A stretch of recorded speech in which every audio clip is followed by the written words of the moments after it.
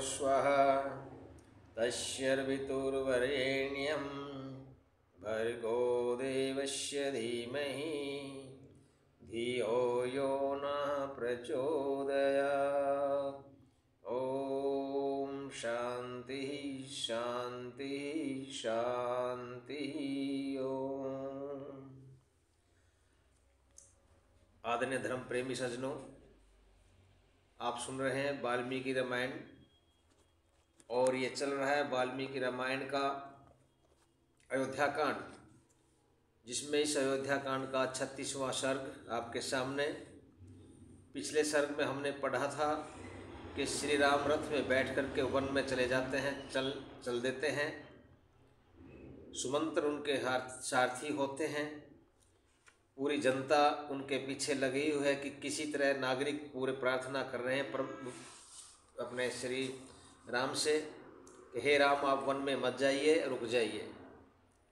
लेकिन श्री राम थे अपने पिता के वचन को पूरा करने के लिए, ताकि उनके पिता का वचन झूठा ना हो जाए, वो रथ में चल देते हैं। उन्हीं के साथ वयोवृद्ध जो बुजुर्ग ब्राह्मण थे, तपोवृद्ध थे, ज्ञानवृद्ध थे, जो 3 प्रकार के ब्राह्मण थे, वो भी साथ साथ जा रहे हैं। और वो मानो ये प्रार्थना घोड़ों से भी कर रहे हैं कि हे घोड़ों, तुम आगे मत जाओ, रुक जाओ और श्री राम को लेकर के मत जाओ। सज्जनों, चलते चलते श्री राम का रथ तमसा नदी के किनारे पर पहुंच जाते हैं। और तमसा नदी के पास में देख करके वो ब्राह्मण भी सोचते हैं, विद्वान सोचते हैं कि अब तमसा नदी आ गई है और आगे अब श्री राम रुक जाएंगे, अभी आगे नहीं जाएंगे।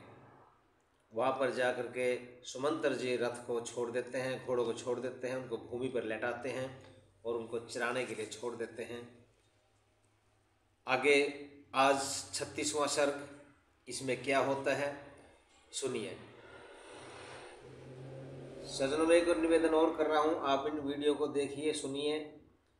आप सब्सक्राइब ना कीजिए, कोई बात नहीं, लाइक मत कीजिए, कोई बात नहीं, शेयर मत कीजिए, कोई बात नहीं, लेकिन आप इनको पढ़ करके, श्री राम के चरित्र को पढ़ करके अपने चरित्र को भी उन श्री राम जैसा बनाने की कृपा जरूर करें।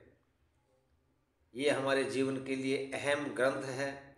हमारा जो सबसे पुराना ऐतिहासिक ग्रंथ अगर है तो रामायण है, और जिसमें श्री राम का चरित्र, लक्ष्मण का चरित्र, भरत का चरित्र, सीता का चरित्र इसमें दिखाया है। उसी के मुताबिक अपने घरों में हम अपना चरित्र लाएं और अपने जीवन को सफल बनाएं। तो सुनिए आज 36वें सर्ग में क्या होता है। यहाँ पर होता है नागरिकों का भुलावा। तमसा नदी के तट पर ठहर कर सीता की ओर देखते हुए श्री राम लक्ष्मण से कहते हैं, क्या सुनिए कि हे लक्ष्मण, हमारी वन यात्रा की यह प्रथम रात्रि है, तुम्हारा कल्याण हो, तुम अयोध्या नगर के लिए उत्कंठित मत होना। मतलब राम लक्ष्मण को समझाते हैं और सीता की तरफ देखते हैं कि लक्ष्मण, ये आज हमारा पहली रात है, शाम हो चुकी थी, तमसा नदी के तट पर पहुंच चुके थे, आज हमारी पहली रात है, इसलिए तुम अयोध्या के लिए उत्कंठित मत होना, कि याद मत रखना कि अयोध्या में रात को ऐसे सोते थे और आज यहाँ पर ऐसे हमें सोना पड़ रहा है। आज मेरे पूज्य पिताजी की राजधानी अयोध्या नगरी के स्त्री पुरुष वनवास में आए हुए हम लोगों के लिए शोक कर रहे होंगे, दुख मना रहे होंगे, इसमें हमें तनिक भी संदेह नहीं है। मुझे अपने पिता और यशस्विनी माता कौशल्या की बड़ी चिंता है, कहीं वे हम लोगों के लिए रोते रोते अंधे ना हो जाए। उनको माता पिता की चिंता वहाँ पर श्री राम को है और वो लक्ष्मण को बता रहे हैं कि वो रोते रोते अंधे ना हो जाए, मुझे उनकी चिंता है। हे महाबाहो लक्ष्मण, जब मैं भरत के दयालु स्वभाव का बार बार चिंतन करता हूँ, तब माता पिता की ओर से निश्चिंत हो जाता हूँ। वो भरत के ऊपर भी इतना विश्वास करते हैं कि बोलते हैं लक्ष्मण को कि जब मैं भरत के चरित्र का मैं चिंतन करता हूँ, स्वभाव का चिंतन करता हूँ, दयालु स्वभाव का, तो मैं माता पिता की तरफ से मैं बेचिंता हो जाता हूँ, मैं निश्चिंत हो जाता हूँ, मुझे कोई चिंता नहीं रहती। क्यों? कि वहाँ पर भरत उनकी सेवा कर लेंगे। हे नरकेसरी, वनवास में मेरे साथ आकर तुमने बहुत उत्तम कार्य किया है। यदि तुम न आते तो सीता की रक्षा के लिए मुझे कोई अन्य सहायक ढूंढना पड़ता। वो लक्ष्मण के ऊपर इतना विश्वास करते हैं कि बोलते हैं कि लक्ष्मण, तुम वन में आए हो, मेरे साथ आए हो, तुमने बहुत अच्छा किया है। अगर तुम नहीं आते तो मैं सीता के लिए कोई और आदमी ढूंढता जो कि रक्षा करता। हे लक्ष्मण, यद्यपि वन में अनेक प्रकार के कंदमूल फल विद्यमान हैं, तथापि मेरी इच्छा है कि आज की रात्रि केवल जल पीकर व्यतीत की जाए। वहाँ पर उस रात को श्री राम कुछ भी न खाने के लिए बोलते हैं कि आज हम बिना कुछ खाए पिए जल पी करके ही आज रात्रि गुजारेंगे।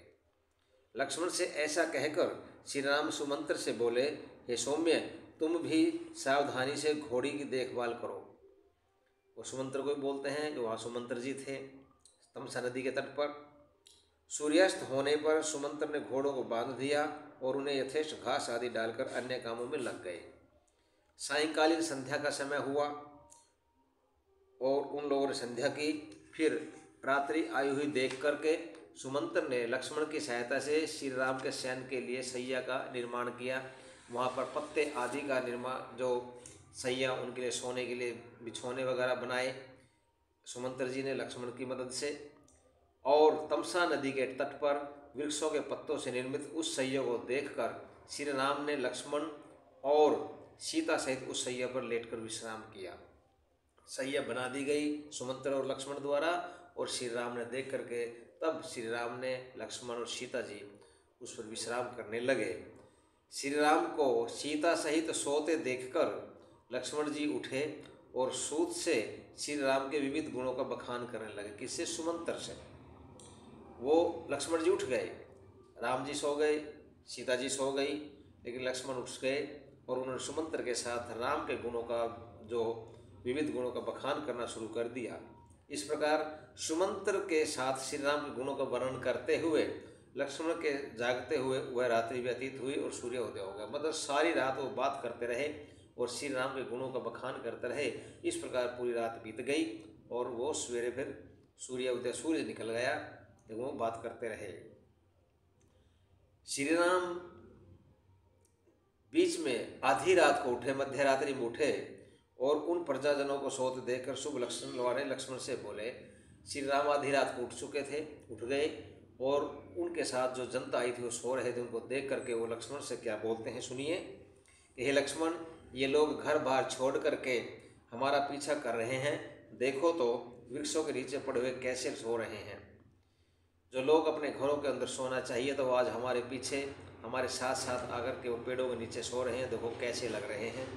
राम उन पर भी दया कर रहे हैं। यहाँ पर ये पूर्ववासी लोग हम लोगों को लौटाने का जो प्रयत्न कर रहे हैं उससे प्रतीत होता है कि ये लोग प्राण दे देंगे परंतु अपना निश्चय नहीं छोड़ेंगे। राम जनता के ऊपर विश्वास करते हैं और बोलते हैं कि जनता हमको वापस ले जाने के लिए कुछ भी कर सकते हैं या अपने प्राण दे देंगे और अपना निश्चय नहीं छोड़ेंगे। ये पूरा प्रण करके बैठे हुए हैं। अतः जब तक ये लोग सो, देखिए यहाँ पर राम क्या बोलते हैं और जनता को कैसे छोड़ते हैं कि लक्ष्मण को बोलते हैं, कहता है जब तक ये लोग सो रहे हैं तब तक हम सब रथ पर आरूढ़ सवार होकर के तुरंत यहाँ से चल देते हैं, मार्ग में कोई भय नहीं है। वहाँ से राम जी जनता को छोड़ के, जनता मानने वाली नहीं है, वापस करने का वो प्रण ले चुके थे, अपने प्रण को निभाएंगे, इसलिए रात को वही सो गए। लेकिन राम को डर है तो इसलिए राम उनको रात को सोते हुए छोड़ करके जाना चाहते हैं। सज्जनों, श्री राम का कथन सुनकर लक्ष्मण जी ने धर्म मूर्ति राम से कहा, हे प्राज्य, आपका विचार मुझे भी पसंद है, अतः आप शीघ्र रथ पर बैठ जाए, रथ पर सवार हो जाइए और वो साथ में चलेंगे। तदनंतर श्री राम ने सुमंत्र से कहा, हे प्रभु, शीघ्र रथ तैयार कीजिए क्योंकि मैं यहाँ से शीघ्र ही वन में जाऊँगा। क्यों? तमसा नदी के तट पर थे, साथ में प्रजाजन जो अयोध्यावासी थे वो भी सो रहे थे। वो राम के इंतजार में राम को वापस ले जाना चाहते थे, इसलिए उनको छोड़ करके श्री राम बोलते रात को ही हम इनको सोते हुए छोड़ करके जाना चाहते हैं। श्री राम की आज्ञा पाकर के सुमंत्र उत्तम घोड़ों को रथ में जोड़ कर ले आए, उनको जोत लिया और हाथ जोड़कर निवेदन करने लगे श्री राम से, हे रथियों में श्रेष्ठ, रथ तैयार है, आप सीता और लक्ष्मण सहित उस पर सवार हो जाए, आरूढ़ हो जाए। सुमंत्र जी ने रथ तैयार कर लिया, घोड़े उसमें जोत लिए और हाथ जोड़कर राम से बोलते हैं कि आप इसमें आरूढ़ से, रथ तैयार है आपके लिए। पूर्ववासियों को भ्रम में डालने के लिए श्री राम ने सुमंत्र से कहा, सारथे पहले उत्तर की ओर रथ को हाँको। मतलब उनको भ्रम में डाला कि वो उत्तर की तरफ, मतलब उत्तर की तरफ क्या है, अयोध्या पड़ती थी, तो इसलिए उत्तर की तरफ पहले उन्होंने किया कि वे वो अगर जग भी गए तो कहेंगे भी राम अयोध्या की तरफ लौट रहे हैं। और क्या आगे कहा है, शीघ्रता पूर्वक थोड़ी दूर उत्तर में जाकर फिर रथ को लौटा लाओ। तो वहाँ पर जाओ उत्तर की साइड में, थोड़ी दूर से फिर वापस लेके आ जाओ। सावधानता पूर्वक इस प्रकार रथ को हाँको जिससे पूर्ववासी यह न जान पाए कि हम किस ओर गए हैं। वहाँ पर उन्होंने बोला भी इनको चक्कर देना पड़ेगा, ये उत्तर में साइड में जाओ, फिर रथ को हाँक के ले आओ, और उनको ये ना पता है हम किस साइड में गए हैं। श्री राम के वचन को सुन सुमंत्र ने वैसा ही किया और रथ को लौटाकर श्री राम के सामने खड़ा कर दिया। वहाँ से फिर वापस लाए और राम के सामने खड़ा कर दिया। तब श्री राम धनुष कवच आदि सामान और साथियों के साथ रथ पर आरूढ़ हुए, सवार हुए और भंवरों वाली तथा वेग से बहने वाली तमसा नदी को पार किया। यहाँ पर राम उन पूरे पूर्ववासियों को, अयोध्यावासियों को छोड़ करके रथ पर रात को सवार होकर के और वहाँ से चल देते हैं। जनता वहीं पर सोई रहती है। आगे क्या होता है साथियों, वो आप अगले सर्ग में सुनेंगे। तब तक के लिए आपका बहुत बहुत धन्यवाद। सभी को सादर नमस्ते। इति औक्षम।